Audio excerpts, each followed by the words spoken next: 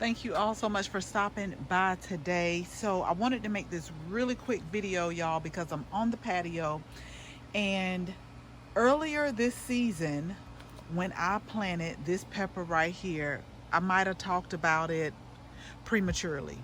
And the reason why I say that is because this is called pot pina pepper.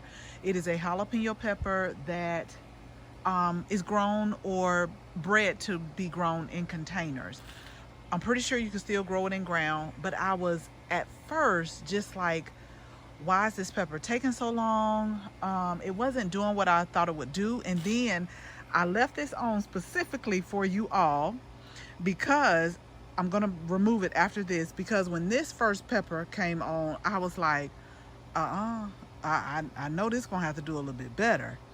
But since we have had a bunch of heat, rain here, me using my vegetable and tomato liquid fertilizer, it is starting to take off.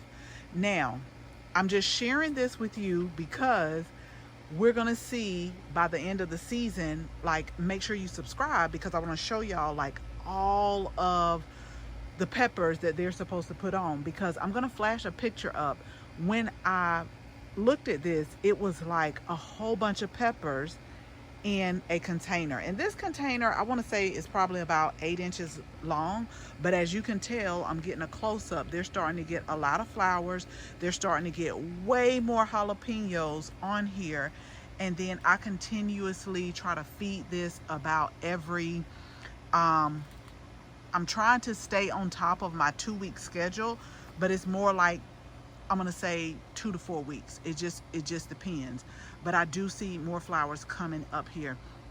And another reason why I really wanted to share this with y'all is because, oftentimes we think that we have to have this big space, a whole bunch of yard, a whole bunch of ground, a whole bunch of a lot of things. And even if you grow in containers, what I want to show you is like the size of these containers and then the amount of peppers that it's putting on.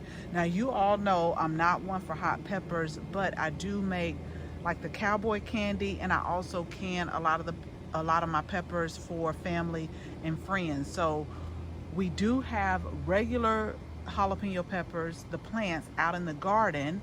Let me just show you that real quick, that are now starting to flower as well.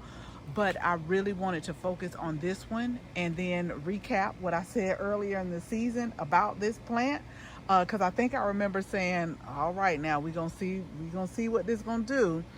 But it is starting to take off. So let me show you the regular jalapeno peppers that we have.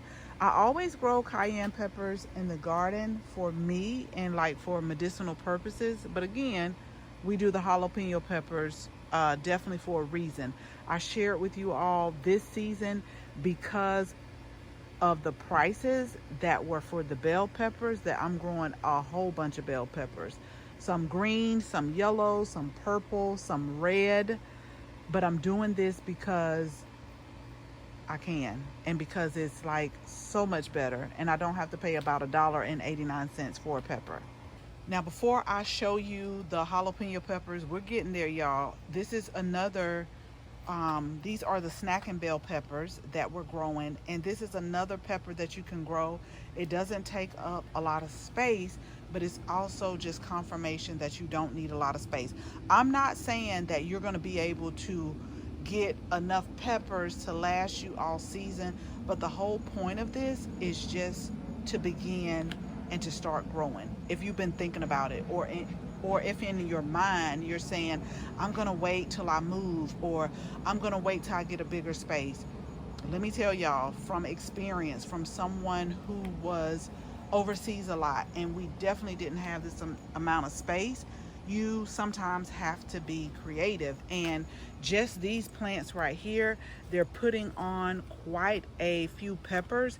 Now, I shared with you in a previous video that we're in July now, so I'm going to do another midsummer sowing of different types of heat loving vegetables. Maybe not peppers, because what I will tell you is peppers take a little bit longer, depending on if it's colored, like if it's a red or orange, a yellow, a purple, it could take some time. But things like tomatoes and squash and cucumbers, you could actually do a second sowing of those. So I do plan on doing that. But I do feel like I got so many peppers planted that I planted at the beginning of the season that this is going to last us for a while. Okay, so this is our volunteer zinnia. I just don't want to move it. I probably could move it to a raised bed, but it's been doing so good, and I don't want I don't want to move it. We had some extra tomatoes that I planted from seed, and so this is where I put them. I may plant some more too, because these are determinate tomatoes, meaning that they are going to put on all their tomatoes at once. This is a great one to grow in the containers. These are our garlic chives right here. They haven't started blooming yet. I cut back the yarrow because about a month ago we had rain for like 2 weeks nonstop, and a lot of the flowers, a lot of the plants got knocked over, and just because of the rain just fell over in the walkways, and I didn't like that because it was really thick. But you can see it's coming back. You can see we're getting some flowers.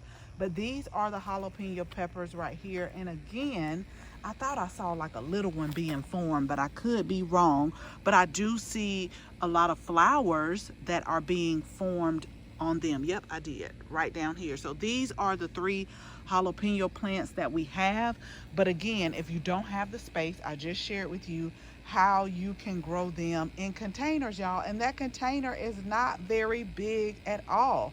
So I hope this was motivational to you, inspirational to you, to where if your mind is thinking, I have to have a whole bunch of space, I hope that this changes it, and it also encourages you to just start to grow and start where you are.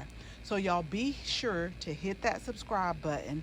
I'll be bringing you the things that we're going to do midsummer. So until the next video, we'll talk soon. Bye, y'all.